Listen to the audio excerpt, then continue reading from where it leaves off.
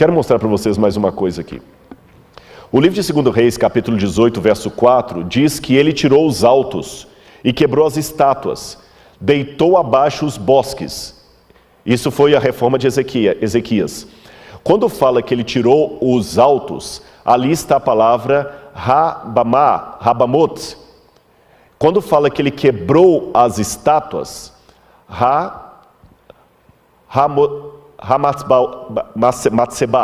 Matzbaot, está no plural, desculpa, eu estou com problema de vista.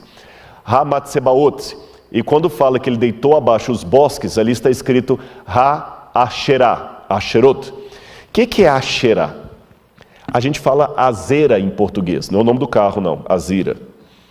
Asherah é a mãe de Baal, esposa de El. E Asherah era a divindade mais cultuada em Israel na época da apostasia. Aqui eu tenho algumas estátuas de Asherah que fazem parte da coleção do Museu de Arqueologia Bíblica do NASP. Coloca na tela para o pessoal ver. Era uma deusa da fertilidade, você nota que ela está segurando os seios. E nós temos Asherah em duas formas, com a cabeça de mulher ou com a cabeça de um pássaro. Mas você nota que curioso, a Asherah, ela não tem os pés. Percebe? Ela não tem os pés. Por quê? De acordo com a lenda, Asherah não podia caminhar com os próprios pés. E olha que interessante isso aqui. De um lado você tem Asherah como era cultuada pelos cananitas, muitas vezes com o nu frontal. Mas quando ela recebia o culto dos judeus, ela era vestida como se fosse uma mulher decente. Mas olha que ela é vestida realmente com púrpura e escarlata. A roupa dela é uma roupa de uma cortesã. Chegou a tal ponto que os arqueólogos descobriram esta pedra, esse desenho na cerâmica, onde você tem dois personagens, e um sentado num trono, uma mulher mais aqui, um outro personagem. E embaixo está escrito, para Yahweh, o Deus de Israel, e sua Asherah. Colocaram Asherah como esposa do Senhor. Agora volta para mim aqui que eu vou contar para você. A gente fala muito de jeitinho brasileiro. Olha o jeitinho dos hebreus do passado, dos israelitas e dos judeus. O mandamento proibia adorar imagens de escultura e outros deuses. Mas o mandamento não proibia adorar uma deusa que fosse esposa do Deus de Israel. Percebeu? Então eles não tinham problema em adorar Asherah. Para eles não estavam cultuando os deuses pagãos, porque Asherah era esposa de Javé. Ela não era uma deusa pagã.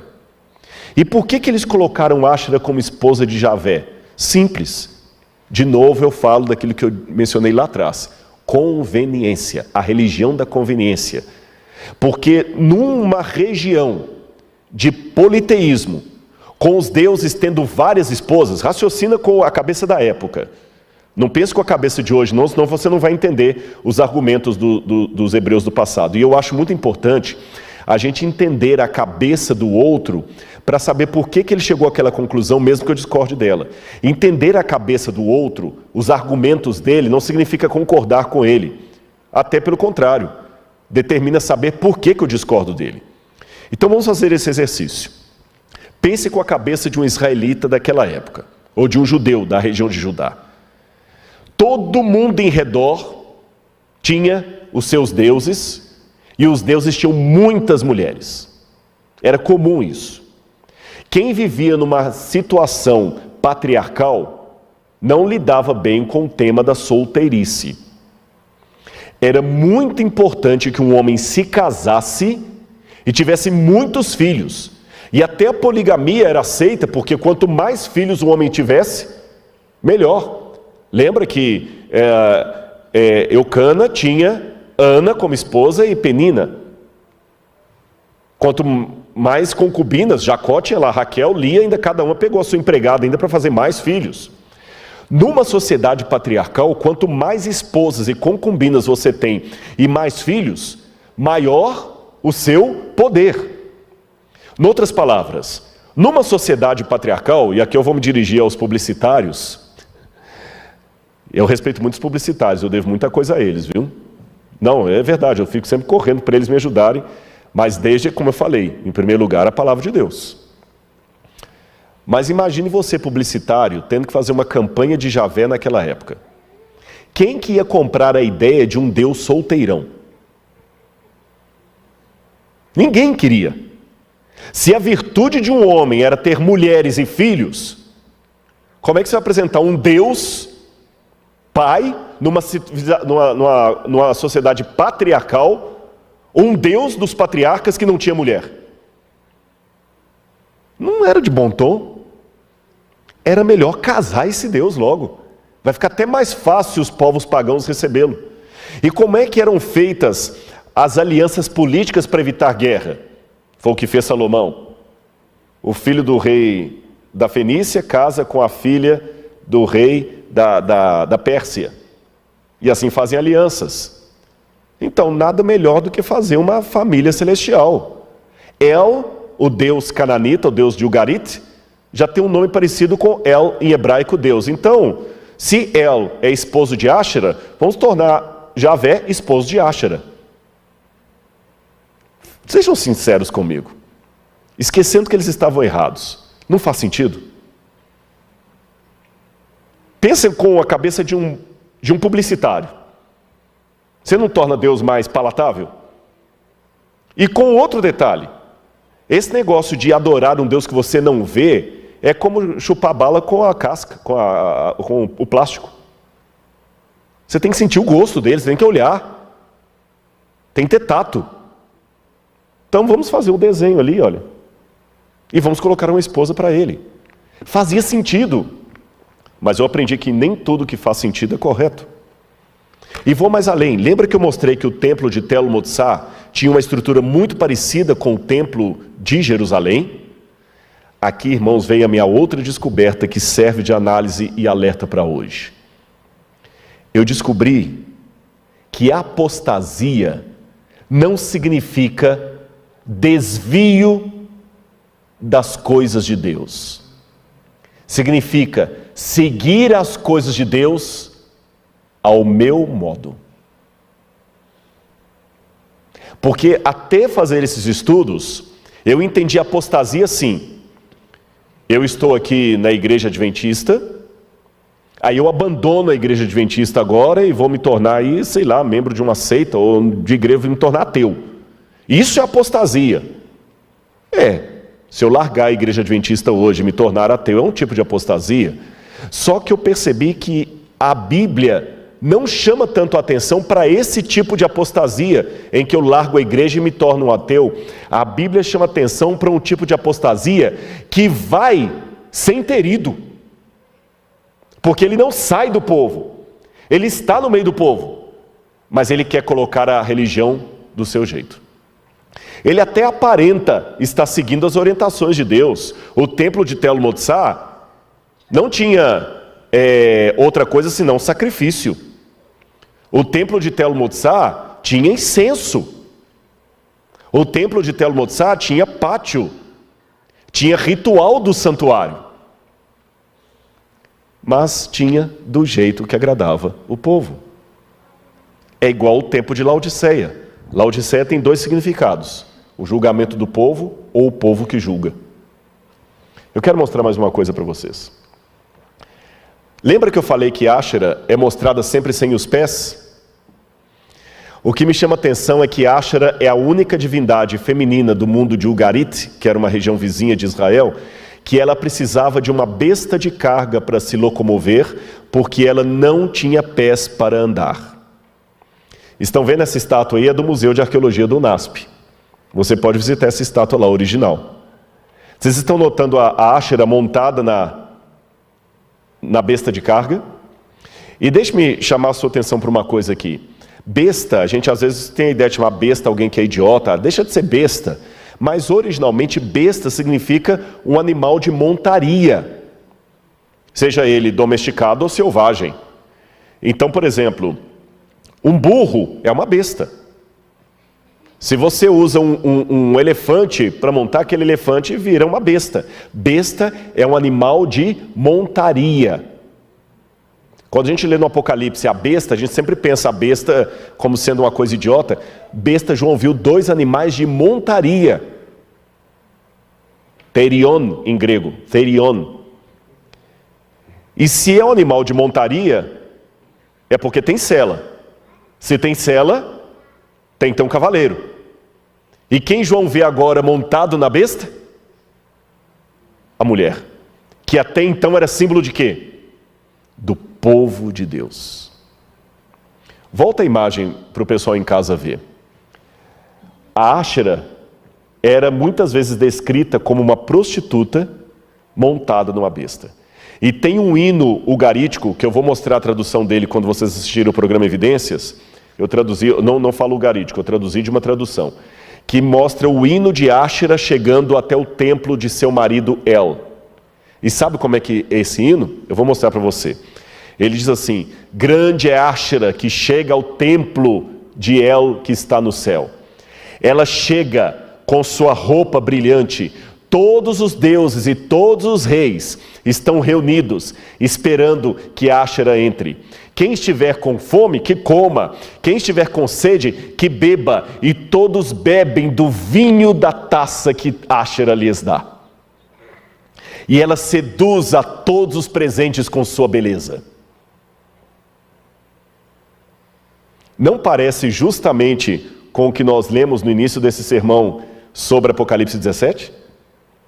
João vê uma prostituta montada numa besta, repleta de nomes de blasfêmias, e o que ela faz? Ela pega o vinho da sedução dela e dá para todos os presentes. Para você que está me ouvindo nessa noite, isso pode soar como uma novidade, porque você não fez arqueologia, você não estudou no Oriente Médio. Mas para quem estudou, quem ouviu o Apocalipse a primeira vez, ou o próprio João, isto não era novidade, fazia parte da cultura dele. Em outras palavras, assim que João viu aquela mulher, automaticamente ele se lembrou de quem? De Áshera. E quando ele se lembrou de Áshera, das histórias do passado, ele entendeu a mensagem. A igreja, infelizmente, se une com o poder romano. E é por isso, eu não vou dar detalhes nesse sermão, falei que vocês esperem evidências.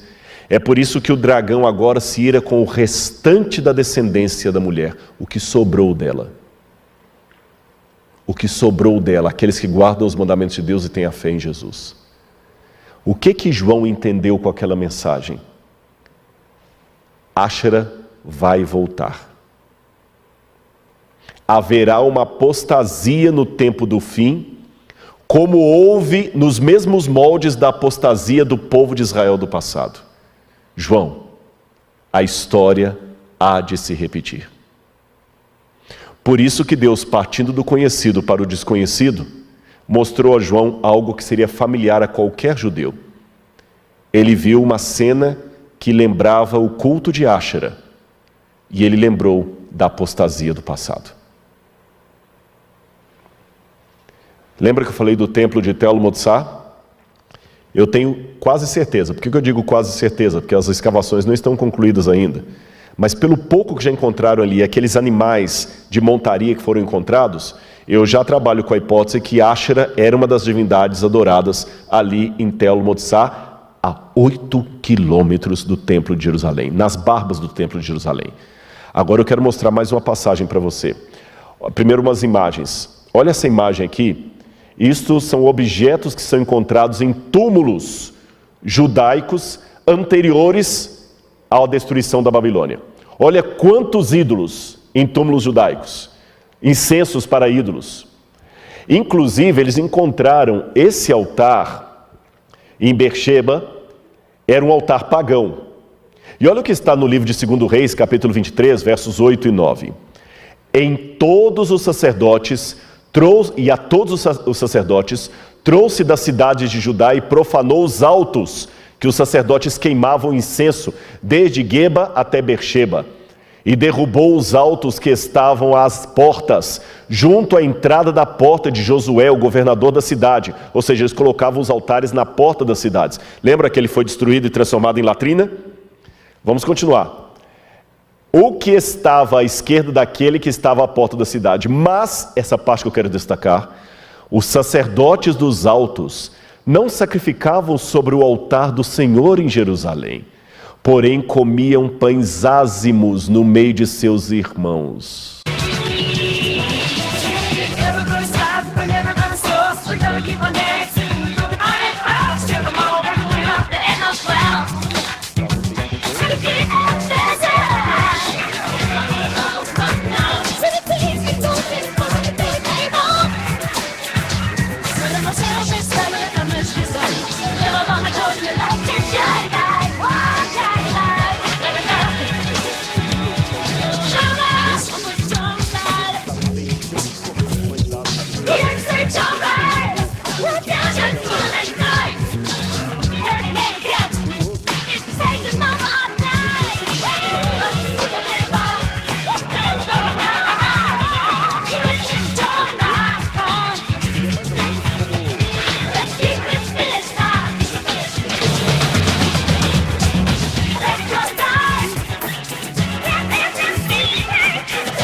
Mais a igreja, não leem mais a Bíblia, estão fora da igreja por completo. Mas coloca uma carne de porco na frente, não come nem a pau. Eu já vi situação, às vezes, um camarada completamente fora da igreja, totalmente fora da igreja, com tudo que você pode imaginar. Até droga estava usando. E eu comecei a evangelizar a namorada dele. E um dia teve um PQP entre os dois lá, por quê? Porque ele foi a um churrasco com ela e ela pegou a carne que tinha partido, carne de porco, e foi trazer para ele, ele não aceitou. Eu vou comer no meio do povo pagão lá, mas eu vou levar o pão ázimo. Percebeu o que eu falei? Vou repetir para ficar bem claro na sua mente. Apostasia não significa necessariamente abandonar as coisas de Deus, significa praticar as coisas de Deus de maneira pessoal. E hoje nós vivemos uma época do pessoal. Todo mundo quer o VIP, Very Important Person. Até o algoritmo do YouTube, ele já sabe o que você gosta, então ele já adivinha, já vai mostrando coisas para você ali que você gosta. E você quer uma religião customizada.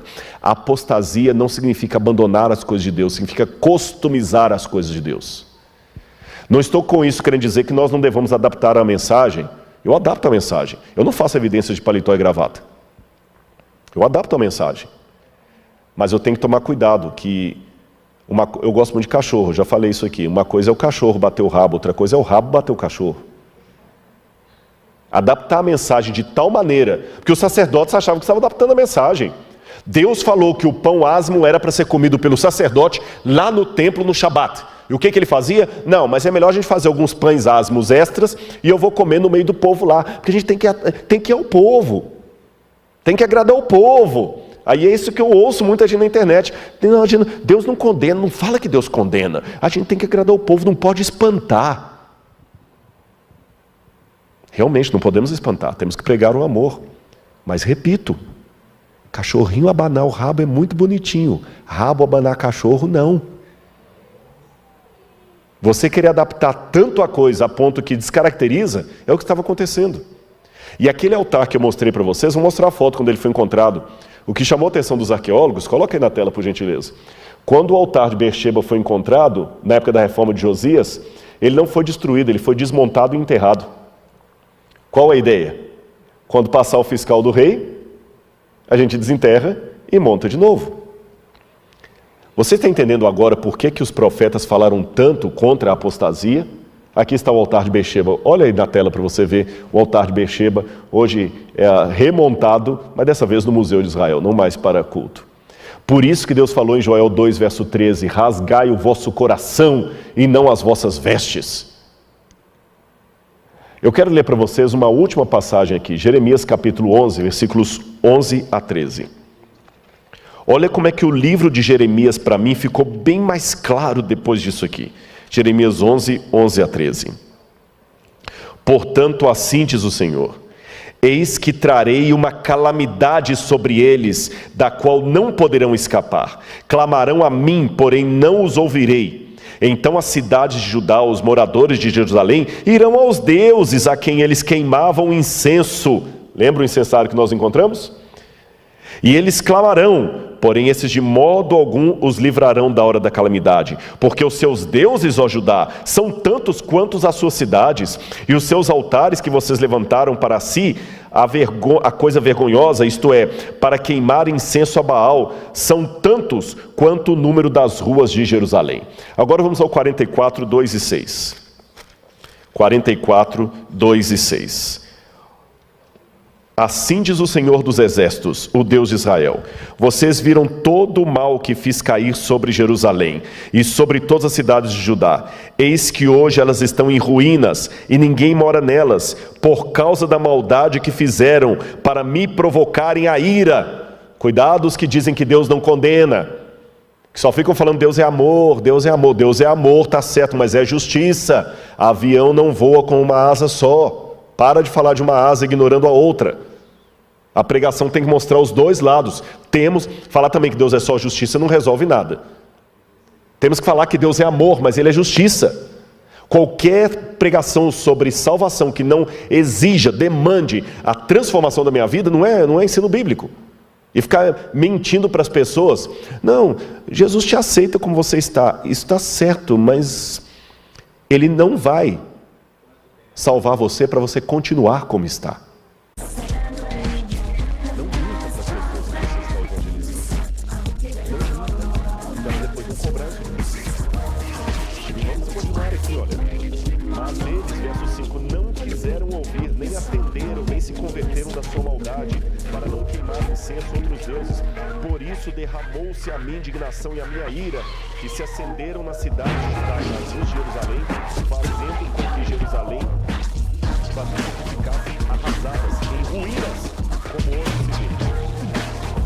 Lembra que eu falei no início que um dos mistérios arqueológicos é que Tel Mossá não foi destruído? Lembra? Deus foi irônico. Nabucodonosor destruiu o templo de Jerusalém, mas preservou o templo de Tel Mossá. Vocês não ligam para as minhas coisas? Vocês ligam para as coisas do mundo? Então eu vou deixar. Vocês gostam. Tel Mossá não foi destruído. Quando Jerusalém foi destruída, Tel Mossá ficou intacto. E aqui do lado de fora de Jerusalém, perto da porta de Jafa, quando você vai descendo ali, indo para o lado sul, você tem uma parte aqui que me chamou a atenção. Estão vendo essa parte aqui, olha? Isso, está vendo mais escuro? São cinzas da destruição de Jerusalém por Nabucodonosor. E eu quero mostrar uma coisa para você em casa. Olha esse objeto de metal, ouro e bronze. Olha como é que ele ficou todo retorcido. Para retorcer o ouro e o bronze, você imagina a alta temperatura do fogo de Nabucodonosor sobre Jerusalém. Agora eu quero contar para você um segredo. A arqueologia a gente escava assim, por camadas. Porque tem uma cidade aqui, ela é destruída, eles constroem outra por cima, outra por cima. Então a gente sabe pelas camadas a que período pertenceu os que viviam nessa camada. O que é mais antigo está mais embaixo, o que é mais recente está acima. Sabe onde é que nós encontramos aquelas estatuetas de deuses, de ídolos, de Áshera, de Baal? Nas camadas anteriores ao cativeiro da Babilônia. Depois do cativeiro da Babilônia, nós não achamos mais nenhuma cabecinha de Áshera. Em outras palavras, quem se queima com leite quente, assopra até iogurte. Deus teve que dar uma lição para aquele povo. Agora vamos aprender com a história do passado. Porque você sabe, já diz o ditado, aqueles que negligenciam o estudo da história tendem a repeti-la. Aqueles que negligenciam as lições do passado tendem a repetir os erros do passado. Então vamos aprender com essa lição. João ficou realmente admirado com um grande espanto, porque ele viu uma mulher montada na besta e é como se ele falasse: eu pensei que Áshera era coisa do passado, vai voltar, Senhor? Vai, João. Num outro formato. Vai começar com uma união com Roma. Depois vai virar a Babilônia. Senhor, mas quando Nabucodonosor veio, a Babilônia veio destruir o povo pelos seus pecados. Pois é, eu vou ter que deixar a Babilônia voltar, só que Babilônia agora vai vir na forma de Roma. E irmãos, ontem eu falei sobre a perseguição que vai se abater à igreja. Será que aqui também não estaria uma outra razão porque Deus vai permitir a perseguição? Será que não é por isso que Ele vai permitir que nós percamos os nossos templos, como Jerusalém perdeu o templo de Jerusalém? Será que por isso Deus vai permitir que nós percamos talvez o conforto? Porque pode escrever, esse colégio aqui vai deixar de ser nosso. Esse púlpito vai deixar de ser. E é nesse momento que nós vamos ver quem é quem. Mas eu termino esse sermão com uma nota de otimismo. Sabe por quê? João, no final do Apocalipse, Deus mostra para ele as bodas do Cordeiro. E fala que a noiva a si mesma se ataviou. E que haverá um remanescente que será salvo. E assim como eu começo esse sermão, eu posso terminá-lo. Sabe por que eu não desisti da igreja? Sabe qual que é o meu maior argumento para ficar na igreja? É você. Isto. Você está me assistindo. Eu vou falar para vocês um segredo homilético. Que eu já falei para alguns, e como algumas coisas, vocês notam, eu não uso papel para falar, pode até ser que eu já falei isso até durante a semana, e se falei, vou pedir licença para repetir, você não vai se cansar. Às vezes, para um teólogo, ouvir sermão é duro. Primeiro que a gente não está acostumado a ouvir sermão. Pastor Gilson, quantos sermões num ano você consegue ouvir, sentando mesmo, igual você está ouvindo aqui agora? Essa semana você ouviu até agora 6. 10, 15, num ano. Num ano. 365 dias, ele ouve 10, 15 sermões, desacostuma de ouvir. E tem um problema que não é a arrogância do pastor Gilson. O que eu estou pregando é novidade para vocês, mas ele fez teologia. Então sabe como é que funciona muitas vezes? É como um médico ouvindo palestras sobre Covid. Pode ser interessantíssimo para mim, mas para ele é primário. A menos que seja um outro infectologista trazendo uma novidade que ninguém conhece na medicina, num congresso com linguagem técnica. Mas não é disso que eu estou falando. Imagine agora trazer aqui uma pediatra para poder falar sobre cuidados com o bebê recém-nascido. E uma pediatra está aqui. Você acha que aquela pediatra vai ouvir a palestra da colega com a mesma satisfação de outras mães que não são pediatras? Claro que não é arrogância, porque não é novidade. Mas sabe onde é que a gente é alimentado? É quando você desce do púlpito e vem alguém e fala assim, obrigado, aquela sua mensagem me tocou tanto. É nessas horas que a gente é alimentado. É quando alguém se emociona num sermão que você está pregando e aceita um apelo. Eu já falei para alguns, nessa hora a gente troca de papel. Você se torna ovelha e o membro se torna pastor. E sem ninguém cantando no final, sem microfone na mão, numa fala de 30 segundos, prega talvez o sermão que você precisava ouvir. Porque às vezes você recebeu um fogo amigo de um fogo amigo, que vai falar assim, Gilson, você não deve pregar não, sabe aquele dia que o diabo está querendo te usar, e ele usa igual usou Pedro, e o dia que você está mal, alguém fala assim, Gilson, eu estava na associação, ouvi 2 pastores falando mal de você, rapaz. Falando isso. E ele, por mais bem resolvido que seja, é um ser humano. Ou quem sabe, ele pregou e um sermão dele na internet só recebeu lacração. E você não sabe, você só vê o pastor Gilson chegando aqui de gravata, bem arrumado. Você não sabe que por detrás do pastor Gilson existe o Gilson, ser humano, com os traumas, com as dificuldades dele. E com o diabo usando alguém para lacrar algo que ele fez com tanto amor. Aí alguém fala assim, pastor, esse sermão seu teve alguns comentários meio pesados aqui. Aí quando ele sobe muito triste e prega, o Espírito Santo vai e pega uma irmãzinha e fala assim, pastor Jesus, quero te agradecer. Aquele sermão que o senhor pregou fez minha filha voltar para a igreja. Naquele momento, o pastor Gilson vira o Gilson ovelha. E aquela irmã virá pastora dele, usada por Deus para falar, você tem que continuar. Você entendeu? O fato de você estar ainda aqui, me ouvindo, não ter desligado esse celular, Deus está me falando através de você que eu não posso te ver. Continua, meu filho. Eu sei que tem alguém atrás dessa câmera que precisa da mensagem. Eu sei que Deus tem sinceros aqui. Por isso eu não posso desistir desse povo. E eu fico feliz porque tem pessoas com problemas, porque tem espaço para mim. E sei que Deus usará um remanescente. Uma queixada de jumento na mão de Sansão era o que Deus precisava para matar o exército dos filisteus. Uma pessoa com a chuva serôdia é o suficiente.